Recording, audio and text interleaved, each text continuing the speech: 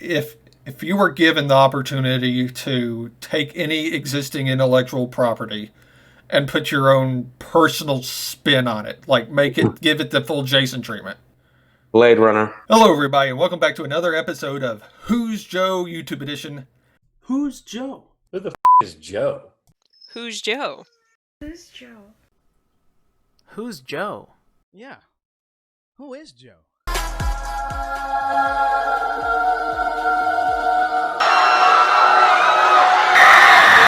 Today, I am here with a screenwriter and a musician. Jason, why don't you go ahead and tell us a little about yourself?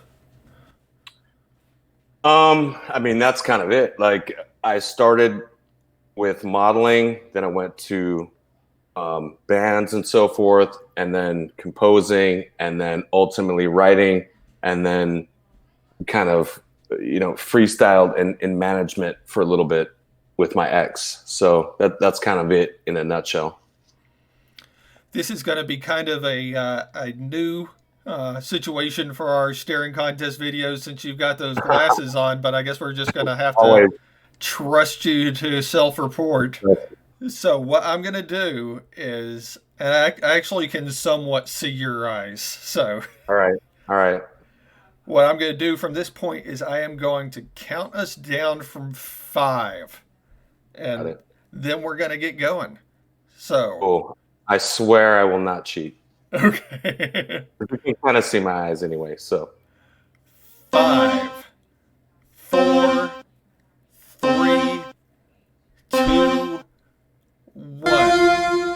Alrighty, if you could collaborate with any creative out there, whether it's on music or on a movie, film, whatever, TV series. I already lost. I lost. Anyone? It would be, for me, David Fincher. If we're talking director, David Fincher for sure. Okay, and for those of my audience who might not necessarily know who David Fincher is, what is he known for?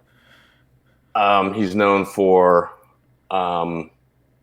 what was he known? He's known for Gone Girl. He's known for Zodiac. He's known for Benjamin Button. He's known for I'm blanking on all his dark movies, but he's known for being a very kind of dark, gritty director.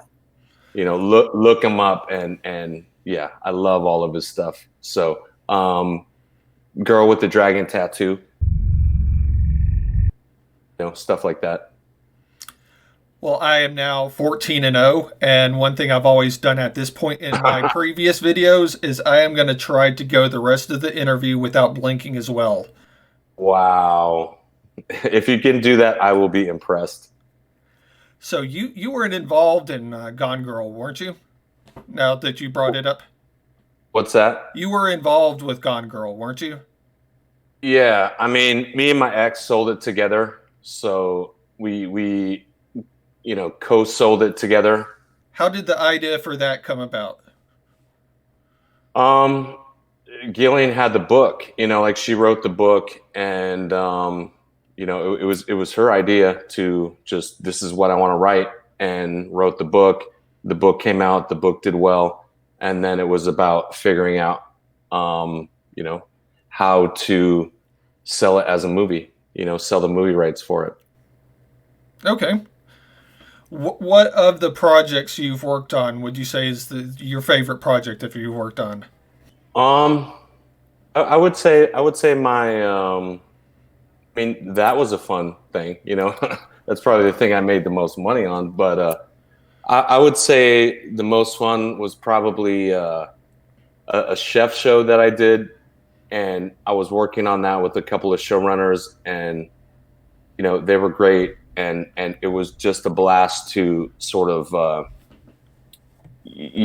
have them both support my idea, and I get it, I get the game, like they're the showrunners, so they're going to kind of run with it, but they were very inclusive and very supportive, took me under the wing, and fought for my ideas, which was cool. And it was just fun, it was fun to create with him.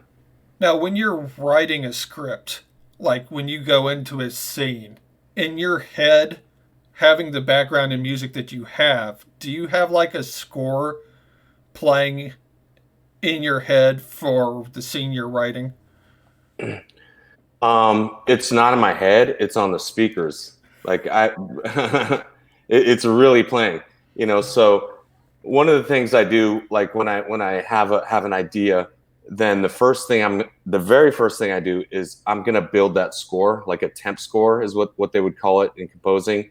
So I'm just building songs, and I'm already thinking of what song goes to this scene, what song goes to that scene, and then I write to that song and I just blast it all, however long it's going to take me to do that scene, and then I move on to the next song. That's what I do. So it's loud in here when I'm writing. One thing I've noticed in film is that the value of the music in film is to a large degree is underplayed. Absolutely. Like, And oh, go ahead. or no, go ahead. I was gonna say, like, a lot of films, and I just blinked. I didn't make it the whole time this time. That's all right. A Made lo- it far. Jesus. I made Yeah. it about 9 minutes this time. That is good. To me, a lot of films out there wouldn't have the notoriety they have today without that music. Like Star Wars, perfect example in my mind. Star Wars is a good movie, but without the music, it's just good. Do you Right. do you think that a bad movie can be made good with an amazing soundtrack? Nope. No. Yeah, no way. And that's one of the problems with composing is one of the things as when you're composing that where you realize I got to turn my phone off so it's not. There we go. One of the things that you realize when you're composing, the way you can tell the director is terrified and scared and panicking is they're asking for too much music, right? Like like they're asking for music on scenes that do not need music, you know.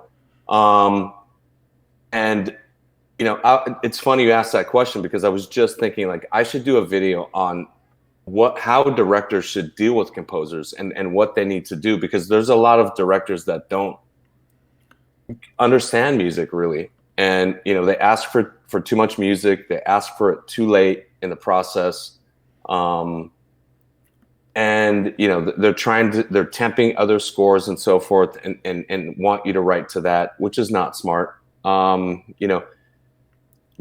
so I would say like picture like what are the good movies that did the music awesome and then people ripped it off, like Donnie Darko. Richard Kelly was really smart with that music, and let the composer go for it. Another one, what else? Like you said, Star Wars. I mean, that's probably the most iconic film score ever. Now you mentioned your videos. When did you start doing your YouTube channel? Probably like 3 months ago, and it started as a joke, kind of, and I just felt like the reason I did it is because I felt like it's just easier to talk, versus I get sick of writing. I don't want to type, so it's just easier to talk. That's why I did it. That makes sense. I've dabbled in writing some myself, and one thing I've noticed with my very limited experience in trying to break in is that there's a lot of gatekeepers, like at every single facet of the process of breaking in. Yeah. So there's gatekeeper. I mean, the very first gatekeeper is the receptionist. Corporate accounts payable, Nina speaking. Just a moment. And I would say there's a lot of writers that don't think of that. That's the very first gatekeeper in the entire industry at every company. Universally. So let's say you were going to do a cold call. The very first person you speak to is the receptionist, and they're trained to spot if you don't have business there. So they're probably going to be like, nah, we're not going to put you through. And then the next gatekeeper would be, let's say you make it past the receptionist. The next gatekeeper is the assistant, and then the next gatekeeper is the agent, and then the next gatekeeper is the producer, and then finally you get to the studio, which is not a gatekeeper, is a buyer, is the way I would.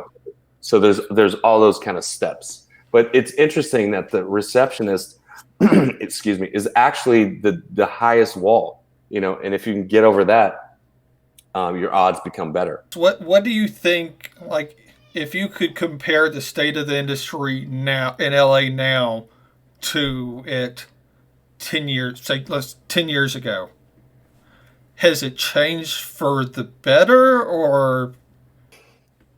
Yeah, that's a good question, actually, because I don't know. I would say there's ways it has changed for the better, and I would say there's ways it has changed for the worse. What's an example? Like, for the worst, I would say there's a lot of shows and a lot of movies that were made 10 years ago that wouldn't be made today, that couldn't make it. Let's name some. Probably Sopranos wouldn't get made. Breaking Bad, probably not. And no, sir. What else? Mad Men, maybe not. 6 Feet Under, I guess I'm going back further than 10 years. Dexter. Like, there's a lot of really awesome shows that probably wouldn't get made now. So that's for the worst, I would say. I would say on the other side, it's probably for the better that there's more shots, there's more streaming services and all that kind of stuff. So it kind of opens it up more in that realm. And people are another good thing is people are also thinking of, more inclusiveness, so giving writers like brown, black, POC, whatever we want to call that, LGBTQ, giving those people more shots to say something, so I think that part's better. So I think it's kind of a mixed bag. So say you've got a wet behind the ears screenwriter that comes up to you, has a fresh script that they've maybe put through a couple rounds of coverage, and they want your advice. What would you tell them? Send it out. If I would say, if you want to do contests and so forth, like, or the fellowships and all that stuff, cool, do that. But at the same time, start going out to people with it. I mean, if you've gotten, I guess it depends on like what were the notes, like when they sent it to those people, did they get notes back saying like, this is good, this is solid? Did they get that, or did they get like, this needs work? If they got, hey, this is great, then send it out. That would be my thought. And don't wait for the contest to sort of validate you, because they might not. And one thing I've noticed from my own personal experience is, other than people like you that already have these connections, or maybe people who are out in Los Angeles, there doesn't really seem to be well-known knowledge, other than like these contests, of how to get a script out there, how to get it in front of people. If somebody was to ask you how to do that, what would you say? I would say, start with do like the top contests. Like, if you can afford that, I mean, why not just throw it in that and then forget it, But then secondly, reach out to assistants. Okay. Because the assistants are going to be, they're the next level of folks who are going to make agent, make manager, leave the agency realm or manager firm realm and go be producers or whatever. And so then you're getting it early. Also reach out to lawyers as well. Other than that, it's kind of difficult. I mean, it's difficult. And that's why I recommended doing cold calls for some people. If people feel like they're good on the phone, you might be able to get past some of these gatekeepers if you're good on the phone and they realize you're not trying to get to the boss, you're trying to get to the assistant and trying to build a relationship there. So I guess my final question is going to be if you were given the opportunity to take any existing intellectual property and put your own personal spin on it, like give it the full Jason treatment. Blade Runner. Blade Runner. Yeah, absolutely. Yeah, love that. It's the movie I saw as a kid where I didn't even like. I wasn't one of these kids where I was like 7, saw a movie and thought, "Hey, I want to be a writer." I went through 10 years of being married to a rep, CA rep, and not even realizing like I want to write something. But looking back, like what is the movie that made me like, yeah, that's cool. It's Blade Runner, and that would be like a dream. So. Alrighty, we're like 26 minutes in. I think we've got enough content for this interview. I'm going to do the one thing I always do in these videos is I'm going to get you to say I was not able to beat Joe in a staring contest. Say, hey, I was not able to beat Joe in a staring contest. This guy is brutal, man. You will not beat him. Oh. And the next thing is, if you were to call out anybody to sit against me and be in one of these staring contest videos with me, who would it be? Who would it be? It would be JJ. JJ? Yeah. I think he might give you a run for the money. You think so? Maybe. I don't know. You're tough, man. 9 minutes is incredible. Well, that's like a Guinness Book world record, maybe. See, 9 minutes is short for me. I actually came into this with my eyes already a little irritated, so I was afraid that I might lose. But the video that I recorded just before this one, I went 52 minutes. Well, what do you have to plug? Nothing, actually. I guess here's what I'll plug. Watch my videos. If you want the truth about some stuff, watch my videos, and it's kind of raw, real, and check it out if you want. Alrighty, yeah. I will put a link to your YouTube channel in the video description. So if anybody has interest in going out checking his channel, well, even if you don't have interest, you should go ahead and do it because he was nice enough to come and be in one of my videos. So go ahead, give him a subscribe, watch his industry knowledge in action in his videos. But yeah, that's going to be it for this episode of Who's Joe YouTube Edition. If you haven't already liked the video, go ahead and do that. If you haven't already subscribed to the channel, go ahead and do that. And if you haven't already gone over and subscribed to his channel, pause the video right now. Click that link in the description. Go subscribe to his channel. And then come back. Okay, now that you're back, there'll be a video down here in the bottom left that I've recommended. There will be a video down here at the bottom right that YouTube has recommended. Watch one of them, watch both of them, watch all of them, watch all of Jason's videos. But I will see you the next time. Peace.